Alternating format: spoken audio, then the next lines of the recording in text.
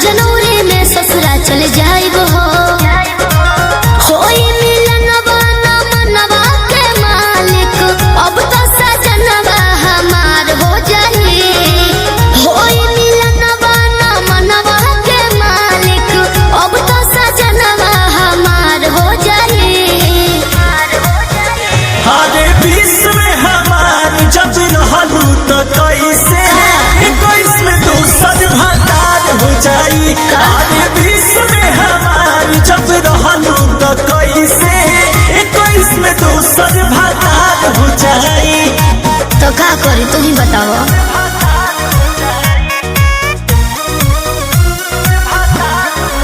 Music by Arya Sharma.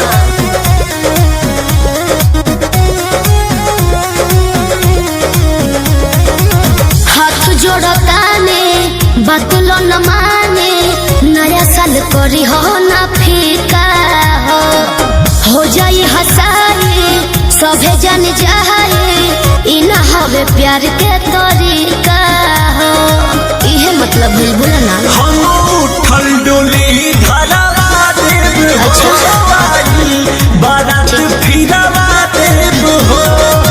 जानू हो हमरो काले बहई जतिया ऐसे जे करब तमार हो जाए।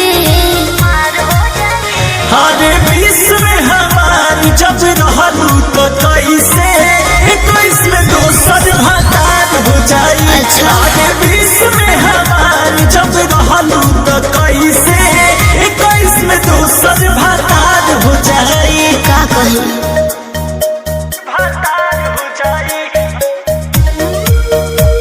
भतार हो जाई।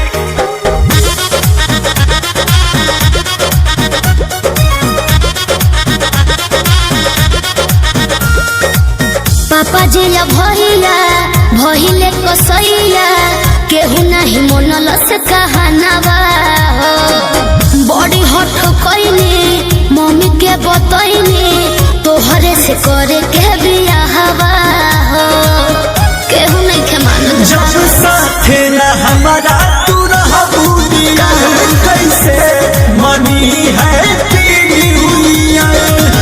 अंकुश राजा हमरो बतानी बस कैसे पियावा हमार हो जाए बोलो। अरे बीस में हमार जब रहलू तो कैसे 21 में दूसर भतार हो जाई।